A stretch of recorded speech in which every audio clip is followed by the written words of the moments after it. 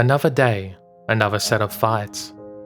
It was hard to get too excited for them since he'd just seen about every iteration and combination 100 times before. Sometimes they used different tactics, and some fights were more luck-based than they realized. But whatever might happen, Jean had probably seen it once or twice at least. In a way, he supposed that was why he clung to new experiences so much, like he had with his family. They were new and exciting, where this was tedious and old. He was still here, though, because at the end of the day, it wasn't either of those things to his team, nor was it to Team RRNN, who would be competing today and who was there to cheer on. While it was hard to fake enthusiasm for the fights themselves, it was easier to feel proud of their team and their accomplishments. Of course, there was a tiny bit of fear when the wheel came up, but Cinder luckily didn't seem interested in smashing Ruby and Pyrrha's team out of the competition. They ended up against Team BRNZ at this time, with the arena being a combination of a city on one side and a fiery arena on the other. It didn't really fit very well. Some of the arenas clashed like that, and this looked like someone had accidentally dropped a bomb on exactly 50% of an abandoned town. "Go, Ruby!" Yang screamed. Her voice might have been lost to the crowd, but that didn't seem to deter her. She leaned forward and waved one hand in the air, earning a wave back from Ruby down below. Nora waved back as well. "Break some legs, Nora!" Jean thought he could actually hear Nora shout, "Okay," back. Blake was less excitable about the whole affair, of course. She might have wished she was, since it would have given her an avenue to escape Sun. But that wasn't going to happen. The monkey Faunus had slipped close with the timing of a true stalker and asked if the obvious empty seat next to Blake was free. The look of pure betrayal Blake shot his way when Jean said it was. Well, that was something worth remembering. "So," Jean said, eager for some conversation to distract him from another rerun fight. "How do you think Ruby and her team will hold up?" He directed the question towards Weiss beside him, but there was no answer for a good minute or two. "Weiss? What? Sorry? What?" He sighed. "I asked about the fight. Do you think they'll do well?" "Who?" Weiss looked towards the arena. "Oh, Team RRNN, yeah. I think they'll be absolutely fine. They're a skilled and competent team." "Why were you asking?" Conversation mostly." He muttered under his breath. "You've been really distracted all day. Weiss, is something wrong?" "No," she said. "And what do you mean by all day? It's not even noon." Like that made a difference.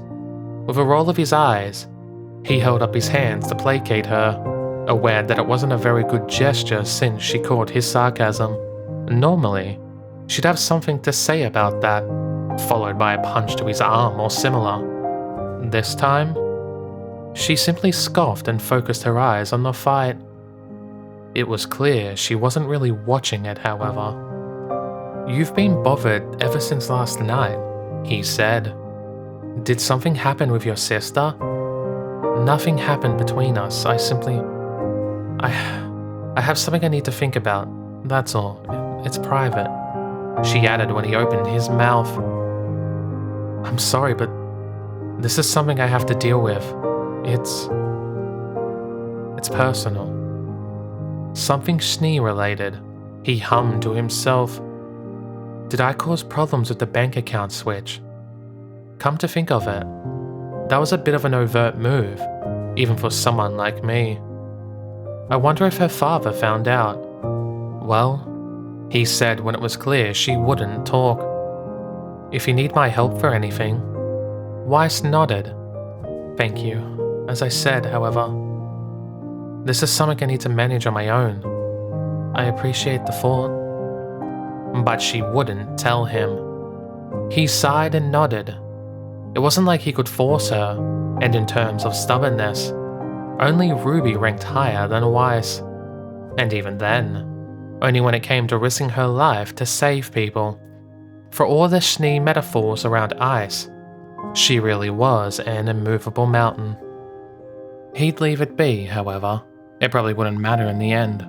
Whatever issues she had would be forgotten once Cinder enacted her plan.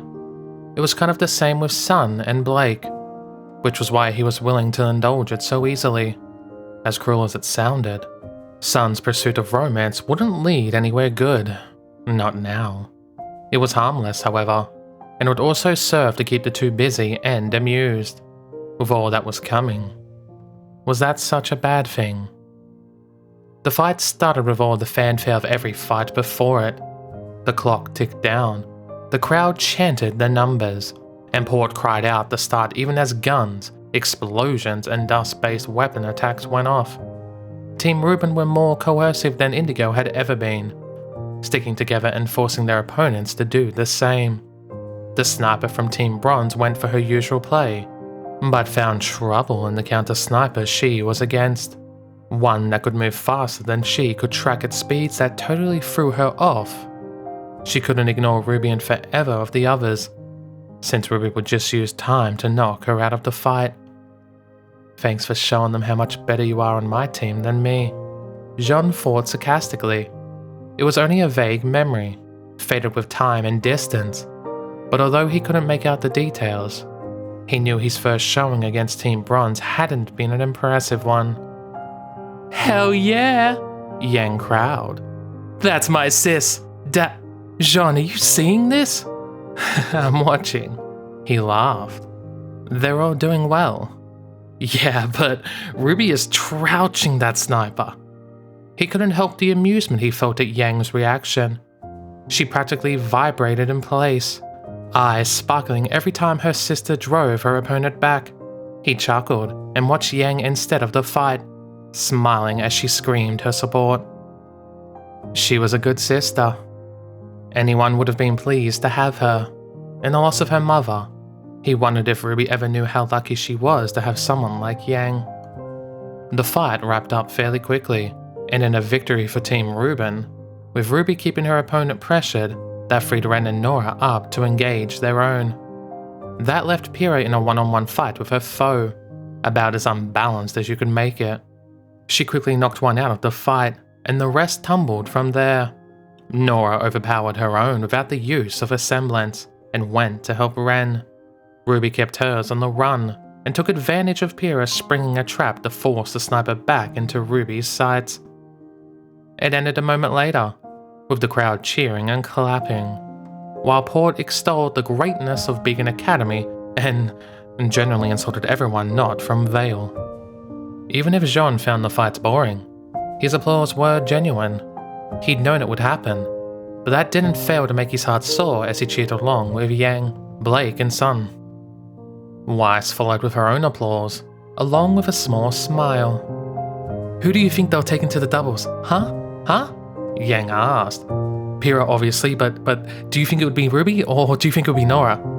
"Nora has the advantage of explosives," he mused. "That's pretty advantageous, mostly for the terrain damage, smokescreen, and the areas she can cover. Ruby's speed is hard to argue against, however, especially when Pyrrha can probably keep both opponents off her." He glanced to the side. "What do you think, Weiss?" "Huh? Oh, well, I suppose any combination is good. Pyrrha and Ruby could work, I think." Yang raised an eyebrow towards him, but he could only shrug his shoulders in response. It wasn't anything he'd said or done. She rolled her own eyes in response, looked back to the arena to see Team RRNN heading off into the changing rooms, and then sat back down between him and Blake. "Meh, we need to make our own decision on who fights who," she said.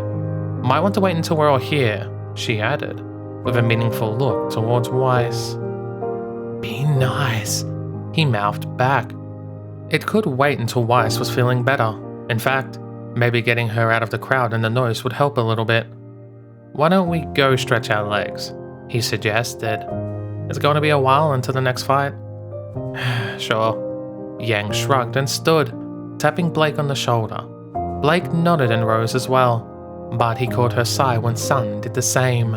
Well, it looked like they'd have some company. At least Neptune had decided to stay with his team. As much as Jean liked the guy, he wasn't quite so keen on the attention he and his two teammates earned, especially from all the women.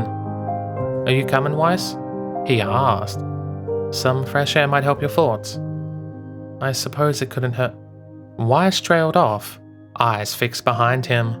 Footsteps reached his ears too, but their measured and even pace told him it wasn't an attack or an attempt to sneak up behind them. It sure felt like it though. His stomach clenched. "Hello there," Cinder said, smiling in that alluring, disgusting manner of hers.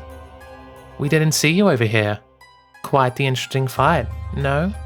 She looked towards Yang.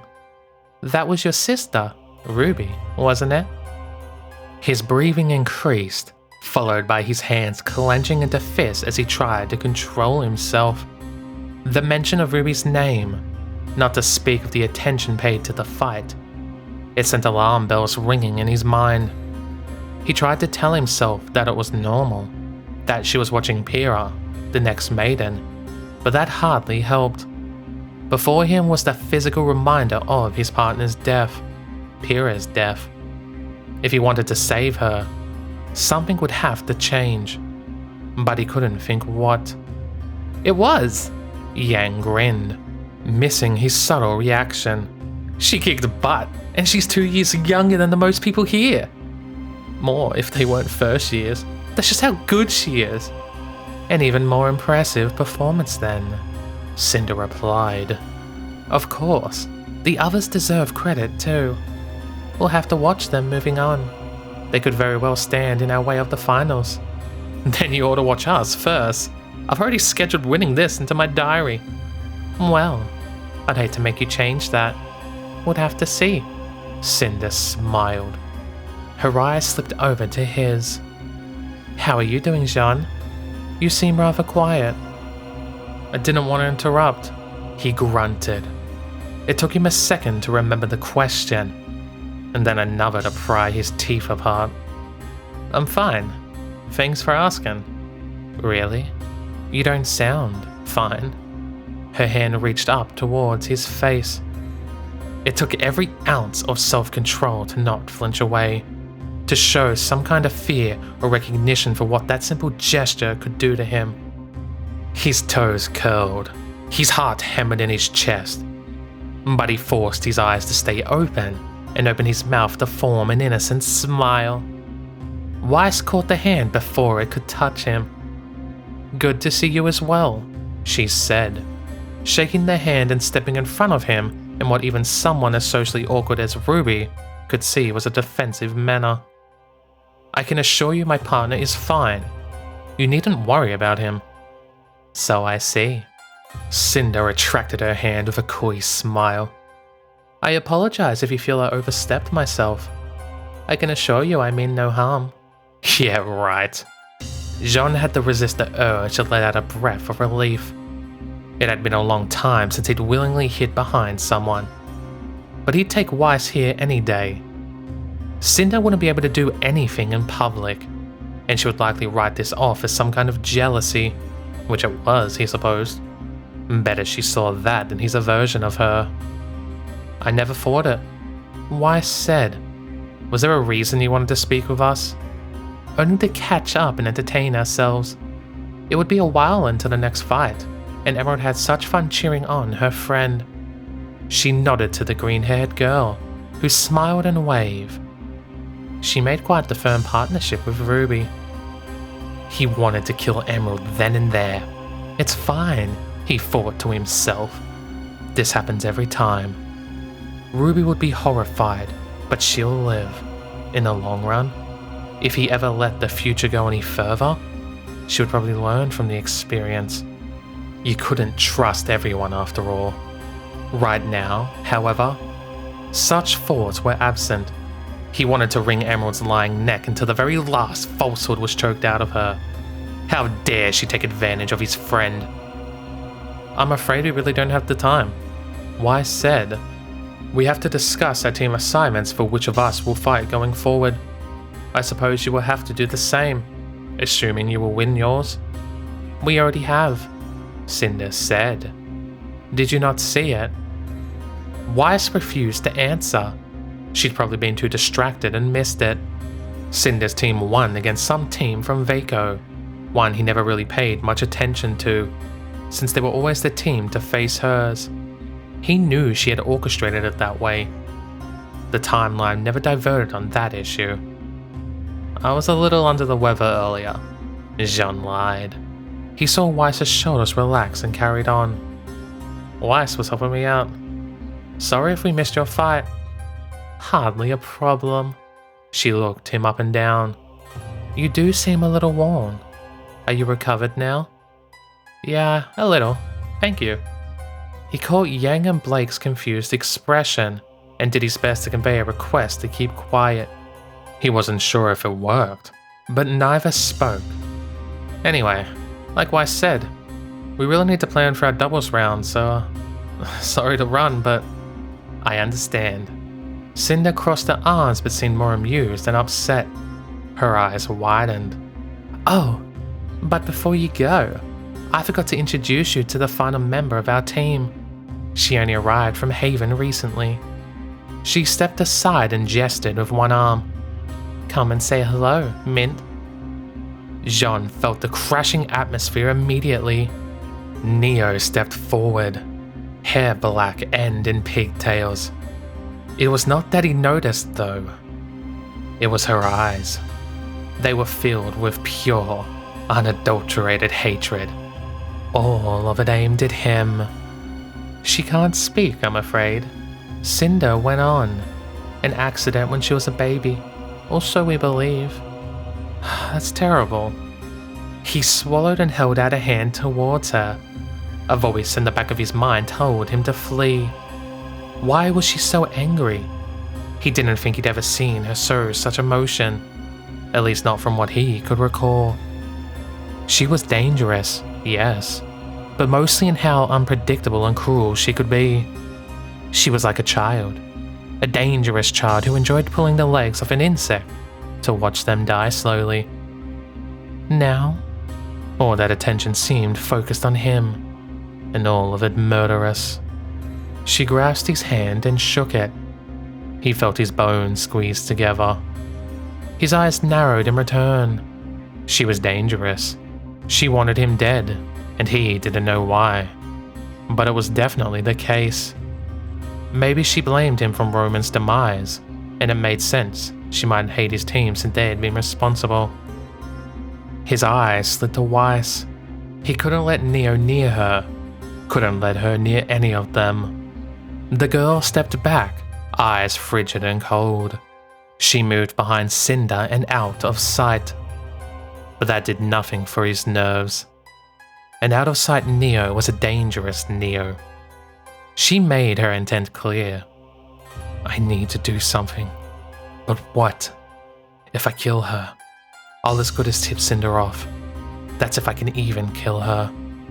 I don't have aura and she's one of the most dangerous opponents I've ever faced." He needed a plan. He needed a distraction. Luckily, he got one of them. There was a clatter of feet as a small form approached, slamming into Yang's arms with a delighted cry. "Did you see it?" Ruby cheered. Did you?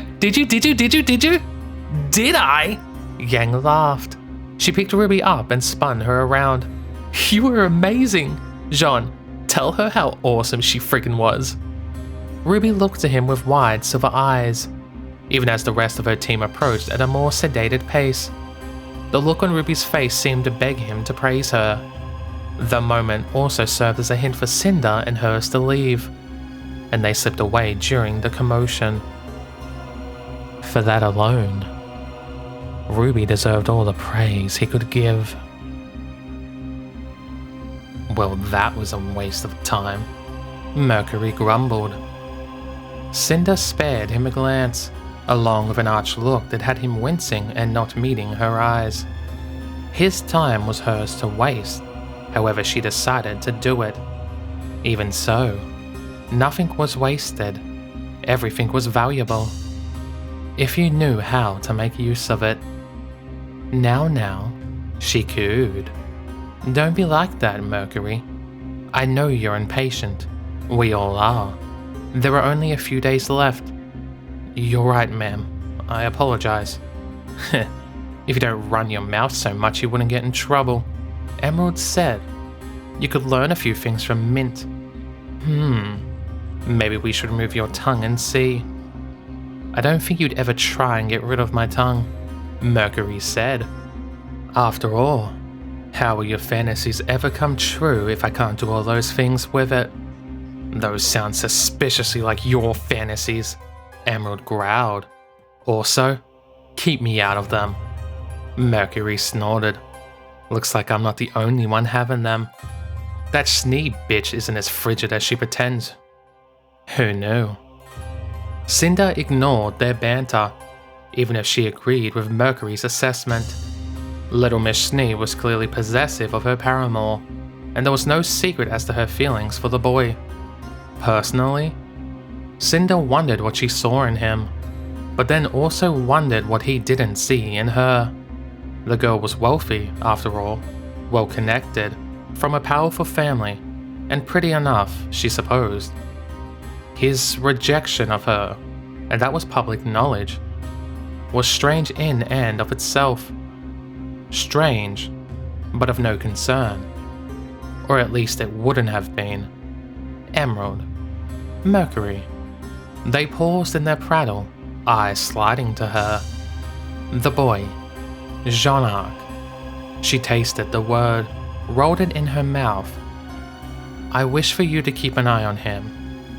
Why? Emerald asked, and then recalled who she was questioning. If I might ask, I mean, is he or someone of interest? He may be an obstacle. Is this about their team in Mountain Glen? Emerald spared a glance for their silent teammate. Or is it about what happened with Roman? The mute shoulders stiffened. How adorable. She wanted nothing more than to kill Jean-Arc. Well, it was hardly something Cinder had an issue with. Before, she'd been loyal to Roman, and just as flightly. If anything, the boy had done her a favor. Normally, she made sure to return those. It involves both, she said. I do not believe those incidents were as independent as we first believed. Tell me, Neo, did he and yourself have a run-in before this? The girl nodded. Ah, curious. If only she could speak. As I expected, Roman had an interest in him, whatever that might be, whatever he was. Roman was no fool. What he was, she'd leave absent, since it would just upset her new toy. He had a sense for self-preservation, and certainly believed that boy a threat to it. Him? Arc? Mercury laughed. No offense, Cinder. It's just, well, he wins his spars, but it's not through skill. No, it's through something far more dangerous. Her gaze silenced the fool. Skill and power were attributes that could be overcome by a dagger in the dark. From what she'd heard, Arc would be the one to hold that dagger. She'd considered him an interesting one, hence her repeated attempts to approach him. Interesting in the way that he could have become something more, something akin to her. He had the right mindset. You would do well to be careful around him. He hides his intentions well. Her eyes narrowed. He hides his feelings well. His aversion to her, she noted it of course. He probably thought it subtle, but she was a master and even a single sign was enough. It made sense, not given what she knew of his behavior. For all the women he slept around with, he avoided her invitations. She might have taken him up on it too, just to see what all the fuss was about. It had been a long and boring wait until this point. His reluctance had earned her suspicions. But the Snee interference had always been an answer, sickening sweet as it was. She could at least understand why he would not want to act that way in front of her after he turned her down. That would create a fissure in the team. She had assumed that was the reason for his avoidance. Now? She wasn't so sure. Now was not the time to take any risk. What did he do? Mercury asked. I didn't see anything. Cinder rolled her eyes. It wasn't unexpected. Not from him. She brought Mercury along for his combat abilities, not his intellect. Still, it was a small thing. Had she not been looking for it, she might have missed it entirely. She had been looking though, and that was to his detriment. Her eyes narrowed. A cruel smile slid across her face. He reacted to Neo, she said. He recognized her.